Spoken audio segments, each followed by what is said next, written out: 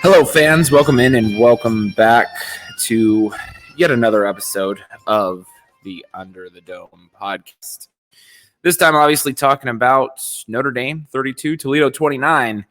And just right off the top, I'm just going to go ahead and say this out of the way. There's a lot of reasons sitting at 2-0 to be kind of excited about some things that you see on Saturdays in terms of this Notre Dame football team, and a lot of reasons to be very anxious, very apprehensive about this particular Notre Dame football team.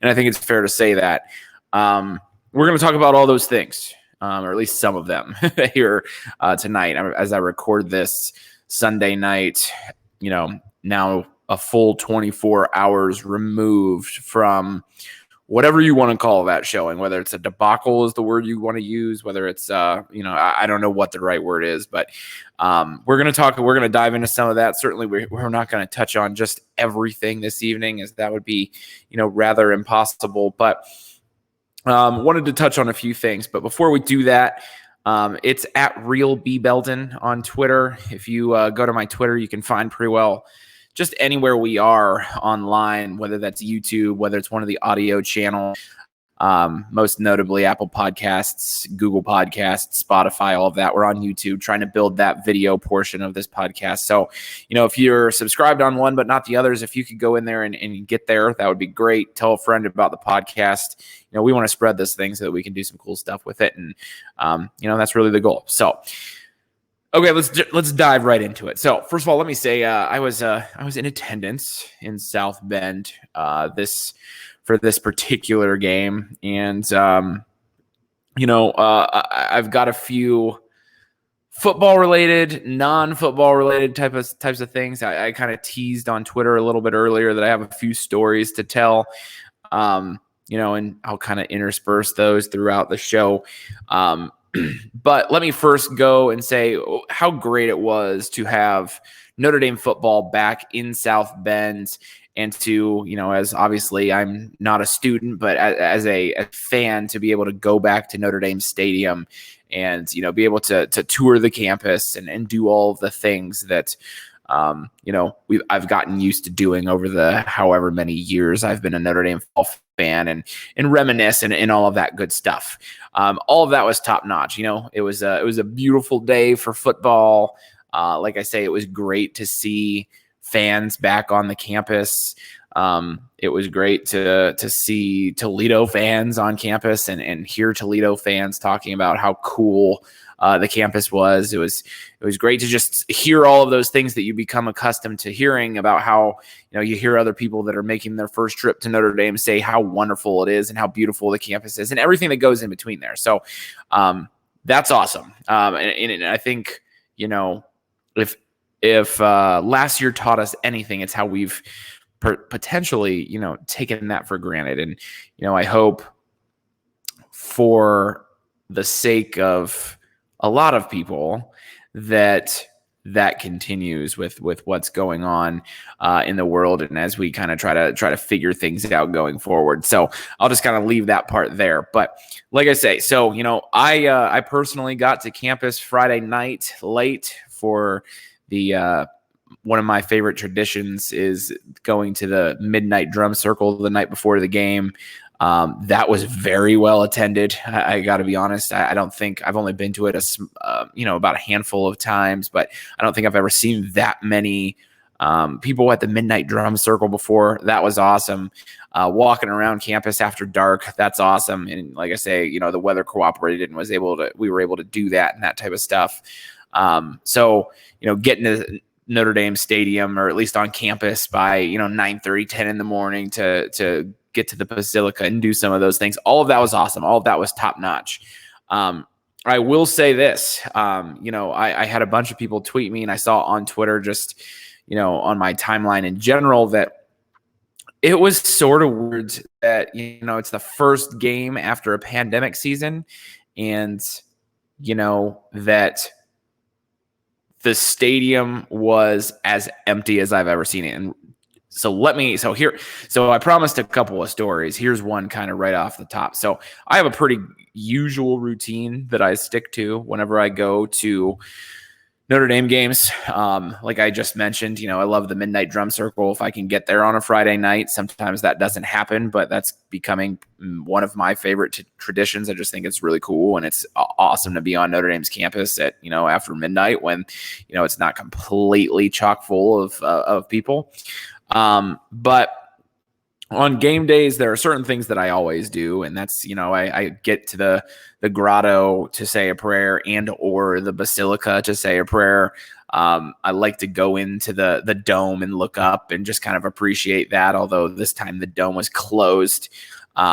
First time I've ever not been able to go in the dome when I've been on Notre Dame's campus. But like I say, we'll chalk that one up to it's a weird world that we live on right now. And, then I usually find my way to Eddy Street and or tailgating and or all of that type of stuff. Shortly before kickoff, I like to go to, the back patio of the Morris Inn and hang out there until about a half hour-ish, 40 minutes maybe before kickoff, in which you make the short trip over from, the Morris Inn and go into the stadium, and I get to my seat about 20 minutes before kickoff, usually just in time to watch the on the field, do their whole thing, all of that type of stuff. Well, let me tell you, I stuck to that exact routine that I normally do. It's getting to be 1:55, 2 o'clock. I'm like, all right, time to go to the stadium. I'll be at my seat in 10 minutes. I got in line at the stadium about 2 o'clock and did not get through the ticketing line until about 2:26. It was about 26 minutes from, and I was in gate D. So, the south, I guess, west corner of the stadium. And it looked like a lot of people, and I didn't necessarily see a lot of people having a whole lot of issues with the mobile ticketing thing. They actually have like a little kiosk off to the side that's like, if you have issues, come on over here and we'll try to help you resolve those, so we're not like holding up the line. But this whole mobile ticketing thing, especially given Notre Dame's, clientele and their fan base, I can't say that it felt like it went the smoothest. I tweeted pictures before the game that said, just to give you an idea of how mobile ticketing is going, look at all these seats. Now, some of those seats certainly did fill up because there were a lot of people that were behind me. So I know there were a lot of people that didn't get into the game on time. But that said, and like I say, I chalked it up right away to, wow, the stadium's half empty because half the people are still, trying to get into the game. And that's absolutely not what I would say was a fair assessment, because like I say, those seats never filled. There were 4, 5, 6 rows of just emptiness right behind me. And I was pretty high up in the stadium. But there were a few people that ended up sitting there that got there after kickoff, but not a ton. There was nobody directly behind me for the entire game. There were 4 or 5 Toledo fans in front of me who were, in my opinion, obnoxious for the entire game. I'll get to that here in a hot second. But, I got to be honest, there was a little bit of immediately a feeling of, wow, I can't believe people didn't come back for the first game since, the 2019 season.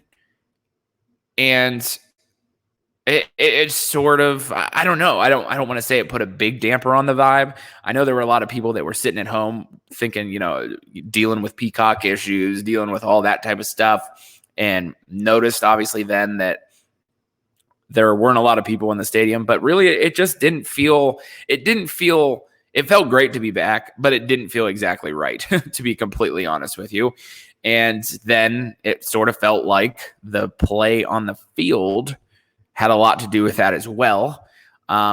I thought the stadium got loud at a couple of different points where Notre Dame really needed it, but overall it had a different feel to it. And I think you can really sort of sum up the entire college football season thus far just has a different feel to it. So in this particular game was no different. So I don't know, man, like getting into the stadium for some, like I say, I didn't, there were so many people in line and it was so hectic to get into the stadium. It felt like the only reason it could be going this slow is because of like the mobile ticketing thing. And yeah, it was bad. So if you're going to a game at South Bend this year and you're like me and you like to just kind of a half hour before the game waltz into the stadium and expect to still see everything, get there a little bit early because and don't make the mistake I did, because I missed the entire pregame, the national anthem. I was outside the stadium for the flyover, and it just I don't even know. So that said, let's transition to football for a hot second, because after all, it's important to talk about like actual things that happened on the football field. After all, that is the point of this podcast, is to talk about the actual athletic end of things that went on. And I got to be honest, I don't know what to make of this Notre Dame football team right now, and I mean that in the kind of the worst way, I guess. I'll say this. I know that there's been a war going on Twitter about, let's just be happy that they're 2-0 versus what in the heck is that? What did I just watch? And those feelings that I feel like we've had many times as Notre Dame football fans. And, it sort of feels like there's a faction of people kind of on both extremes that are just elated that Notre Dame is 2-0 at this point in the season. And there are a faction of people that are on the other extreme that Notre Dame, wow, that was terrible. How we almost lose to a MAC school. Should we have probably lost to a MAC school? And, I always use the phrase, the truth is always in the middle. And, when there are extreme things like this, I tend to try to figure out what those two extremes are and find the middle point. And that's really where I feel like, and I tweeted this out earlier today, that I think there's being happy that we're 2-0, and also being like, oh boy, we're not going to be undefeated for very long if we don't figure some of this junk out. And, that's kind of where I am. And, to that point, I guess the best thing that you can say is that there are a lot of ranked teams, or teams that started the season as being ranked, that are not 2-0 right now. And don't worry about the standings and all of that type of stuff and the polls and all that. Like, at the end of the day, Notre Dame's either going to be a good football team or they're not. I don't worry about dropping from whatever we were to 12th or in the AP poll or dropping in the coaches poll. I don't worry about any of that type of stuff. At the end of the year, Notre Dame's going to have a record. You're going to know what they did. They're either going to have won all their games and be in the college football playoff, or they're not, and they're not going to be in the college football playoff. So I don't worry about that all that often. It just there's not really been a year where things haven't worked out for Notre Dame, regardless of how the on-field performance looked early in the season, or what clunkers they played, or who they lost to, or any of that type of stuff. Notre Dame is going to find their level, and at the end of the year, they're going to be ranked appropriately. So I don't worry about that too much.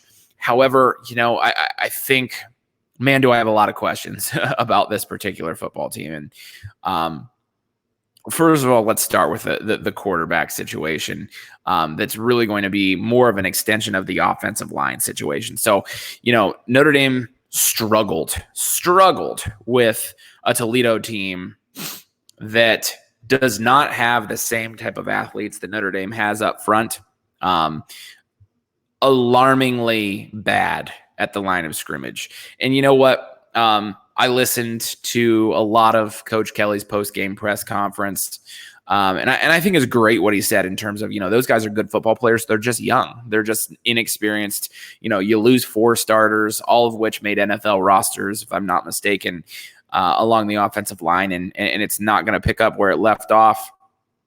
But still, I don't care what level of of football that you've played or not played or whatever. If you go to Notre Dame and you're playing on the offensive line, you should not be losing the line of edge to even the most seasoned Toledo football player, at least consistently. Are you going to get beat once? Sure. Are you going to get beat a couple of times? Yeah. At the end of the day, the worst players for Notre Dame should be able to block Toledo football players. And I get it, and Brian Kelly talked about how, if Toledo was in the ACC, they would have been a middle of the road type of a defense. Okay. I think we'll sort of learn some of these things as we move on. We'll learn and see how Toledo does in the MAC, and are they the best team in the Mid-American Conference? And we'll continue to see how Florida State does after losing to an FCS school. Like maybe they're just up and down, and maybe they actually beat somebody good at some point this year. Some of those questions will continue to get answered. But for right now, the question I have is how in the world a Notre Dame offensive line gets not just beat, but just overwhelmingly manhandled. And I know I said I was going to talk about the quarterback first, and I'm getting there. I moved. We talked about the offensive line, but the quarterbacking issues then become obviously an extension of the offensive line, and then I think the offensive line issues at some point was sort of an extension of a quarterback who got a little bit of a happy feet. Didn't get through his progressions quick enough, threw off the back foot, didn't let it fly at certain times because he didn't have time to survey. And those things obviously play off of each other. And then never having the opportunity to run the ball, never having the opportunity to have any play action that actually mattered. And then continuing to call play action and slow developing drop back plays. And it just all compounded on each other. And at the end of the day, the thing about it, I guess, is Notre Dame still scored 32 and scored 38 in regulation against Florida State with this offensive line play. But man, oh man, did it really, really make me nervous. So here's another story for you. Okay. I wear an Apple Watch to these games.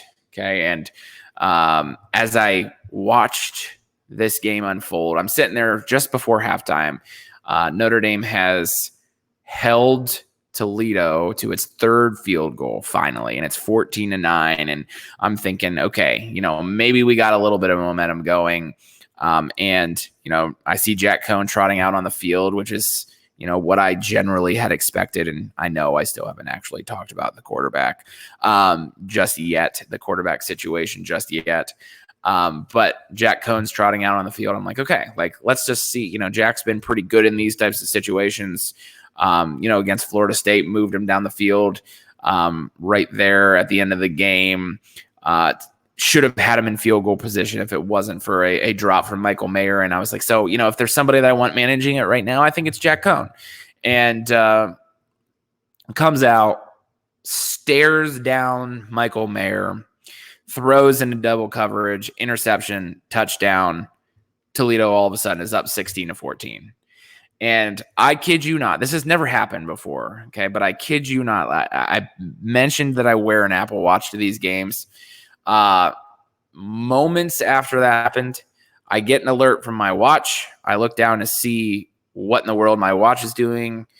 And it says high heart rate alert.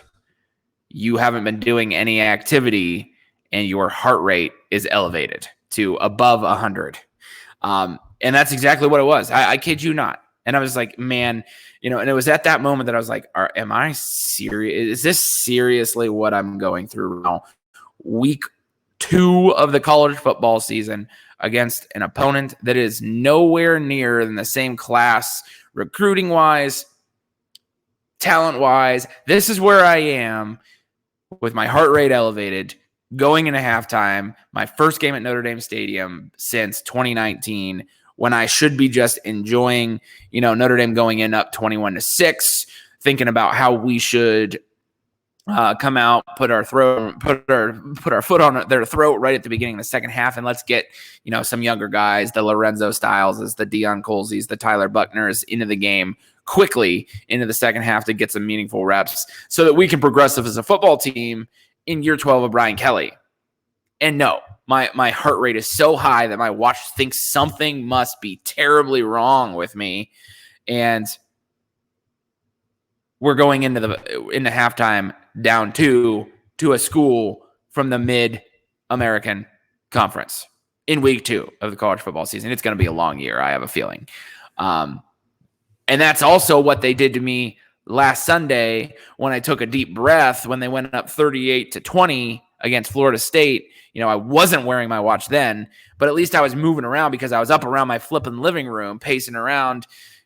At least there would have been maybe a little bit of reason for my heart rate to get into the triple digits. So I don't know. I should probably check now and see if my heart rate's in the triple digits. I'm sure it's getting there. But to talk about the quarterback situation a little bit, again, this is a very frustrated podcast from me.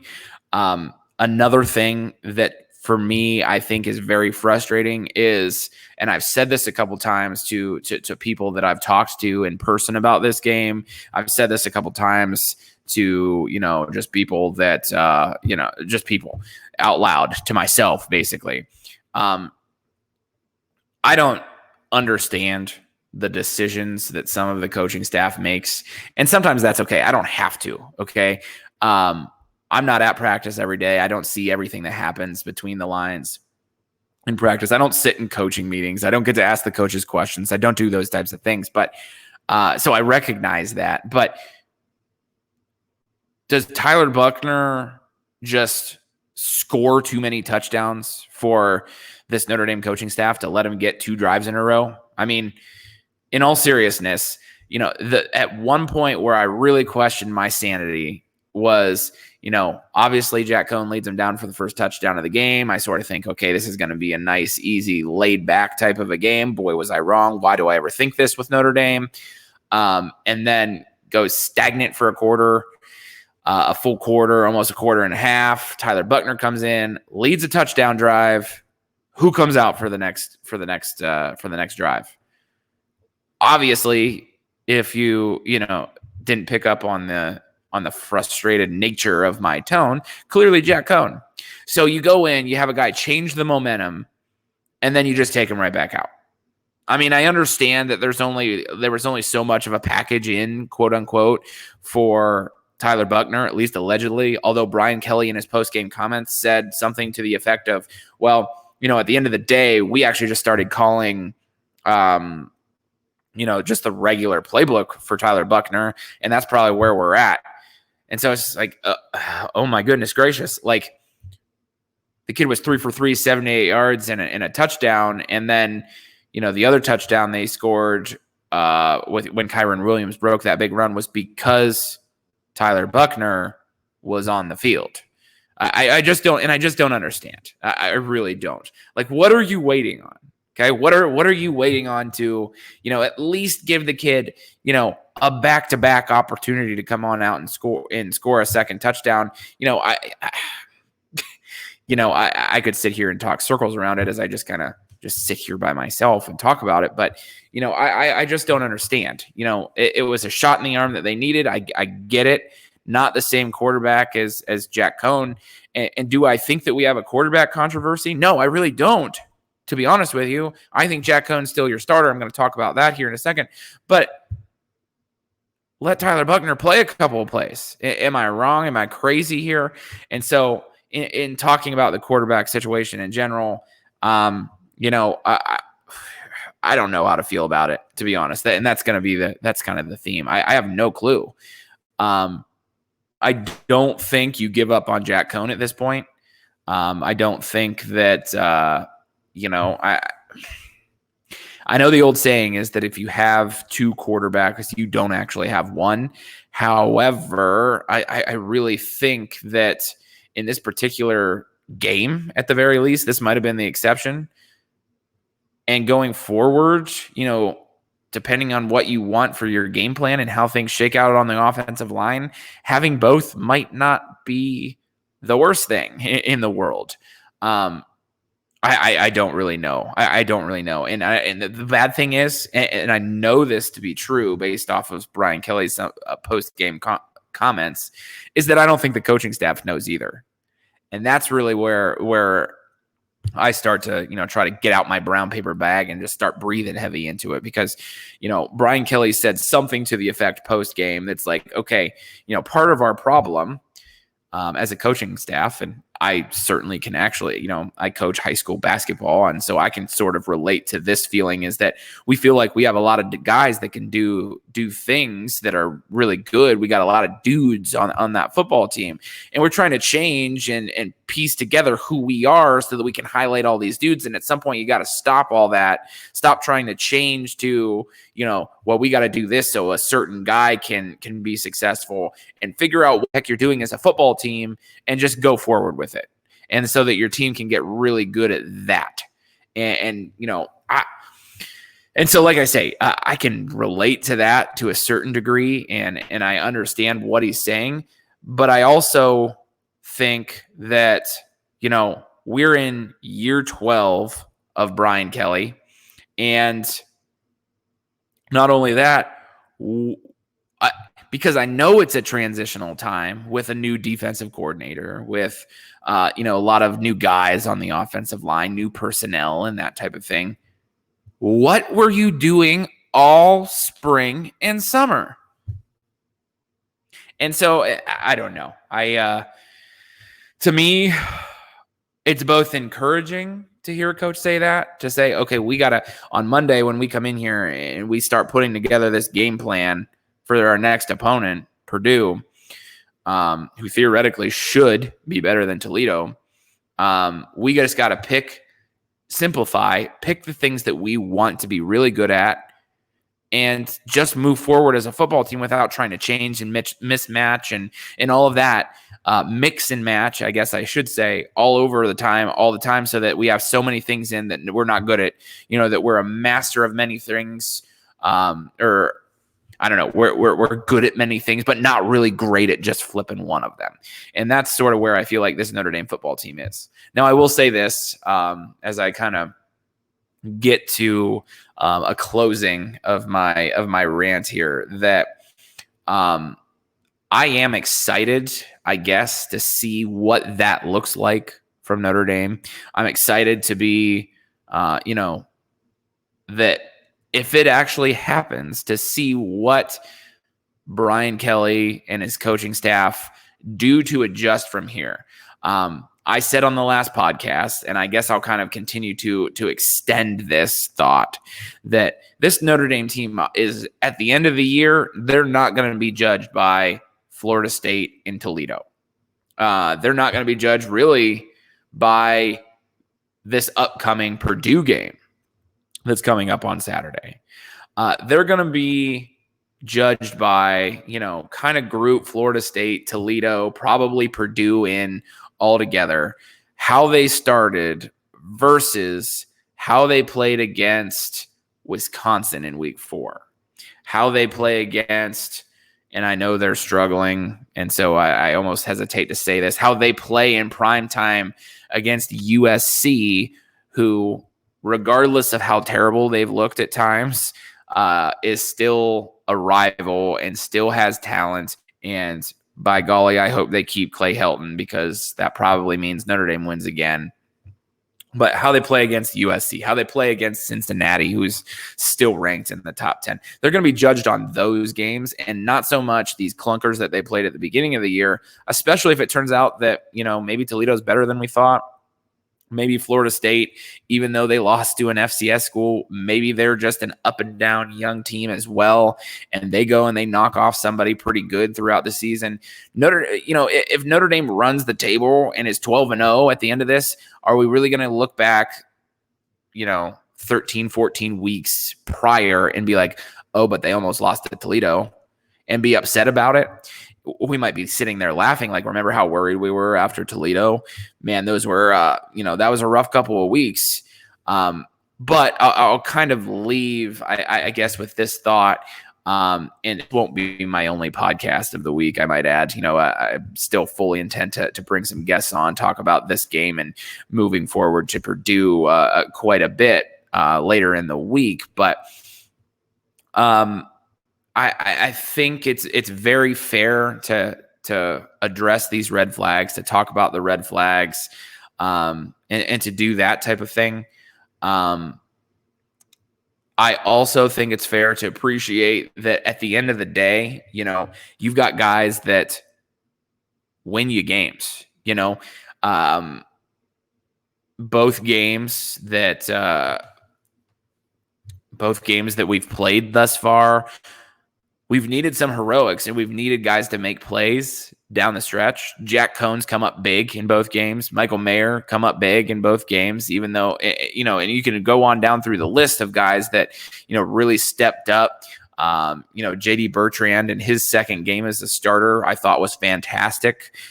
Jason Adamalola, a guy on the interior of the defensive line, and I'll talk about this probably in another podcast later on when I talk about some more positive type things that I've seen from this team. I thought he was fantastic. Myron Tagovailoa-Amosa, the story of how he was the guy that dislodged the football from Toledo's quarterback on the last play of the game, and then immediately goes back to the locker room or back to campus somewhere and gets on FaceTime for his father's funeral. All of that type of stuff. Jack Cohn dislocating his flipping throwing hand, middle finger, getting it readjusted right there on the sideline. And on the next play, throws a vertical route right down the middle to Mayer for the game-winning touchdown. These are all great stories and great things that we should be talking about more, to be honest with you. But here we are talking about the struggles of a football team that's looked a little bit lackluster. At the end of the day, I would not be surprised if Notre Dame figures this out and is very good by the end of the season. It would not surprise me one single bit because they've got the talent. They don't have the chemistry. They don't have the coaching. And I think, to a certain extent, even though this is an excuse from Brian Kelly, I think there's a little truth to it, that this is a transitional time in the program, new defensive coordinator, a new scheme that they're trying to play that maybe should be tabled a little bit. A new, Jack Cohn's a new quarterback. Maybe they go to a two quarterback system. Maybe they go to Tyler Buckner more often and run pass option. Maybe you get some shorter passing routes. I don't know. I'm throwing things out there that could be different, but this is a transitional time on both sides of the football for Notre Dame. And if they figure it out, they're going to be really good. Now, obviously the caveat to that is if they figure it out, could be a rough year, could be a long season. So obviously we hope it's the former, not the latter. But man, lots of things, both good and bad on both sides of the football.